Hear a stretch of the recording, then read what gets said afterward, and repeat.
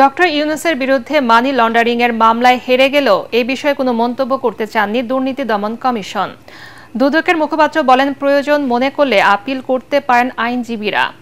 এদিকে দুর্নীতির অভিযোগে সাবেক বিমান প্রতিমন্ত্রী মাহবুব আলী ও তার স্ত্রীর বিরুদ্ধে মামলা করেছে দুদক। রিপোর্টে জানাচ্ছেন মাহবুব কবির চপল।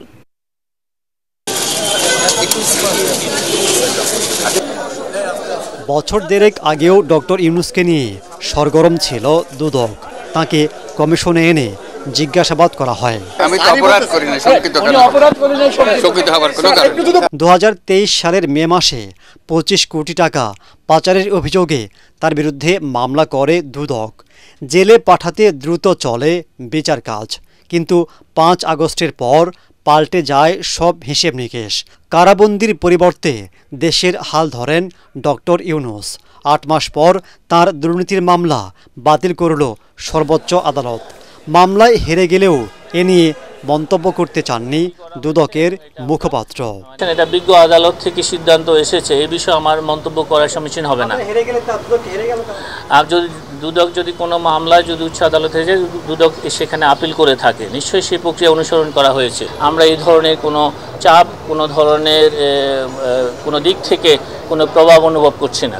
দুদকের এই কর্মকর্তা জানান, একটি চক্র কমিশনের নাম ব্যবহার করে প্রতারণা করছে। প্রতারক চক্র বিভিন্ন কর্মকর্তাদের নাম ব্যবহার করে বিভিন্ন জনকে ফোন দেওয়া হচ্ছে, বিভিন্ন জনকে বিভিন্ন সময়ে ফোন দিয়ে তাদের কাছে দুদকের আপনার বিরুদ্ধে অভিযোগ আছে, আপনারা আমাদের সাথে যোগাযোগ করেন, আমরা নিষ্পত্তি করে দেব। কারো বিরুদ্ধে কোনো অনুসন্ধান কার্যক্রম শুরু করা হয়, কখনোই আপনাকে ফোন দিয়ে বলবে না আপনার বিরুদ্ধে অভিযোগ আসছে, আপনি দেখা করেন বা আপনি এই কাগজ নিয়ে আসেন, কখনোই বলবেন না। অবশ্যই অনুসন্ধানকারী কর্মকর্তা যদি দায়িত্বপ্রাপ্ত হন, তিনি লিখিতভাবে অভিযোগ সংশ্লিষ্ট ব্যক্তিকে জানাবেন বা তার দপ্তরের কাছে যদি কোনো রেকর্ডপত্রের প্রয়োজন হয় তিনি সেখানে জানাবেন। এদিকে দুদক কমিশনার জানান, অর্থ পাচার সহ দুর্নীতি নিয়ন্ত্রণে কাজ করছেন তারা। পাচারকারীকে ধরা বড় মুশকিল।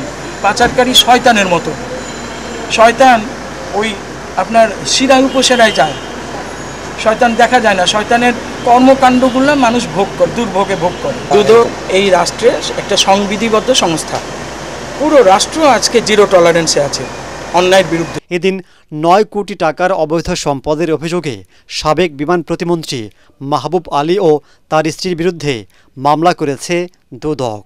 মাহবুব কবির চপল, ATN বাংলা, ঢাকা।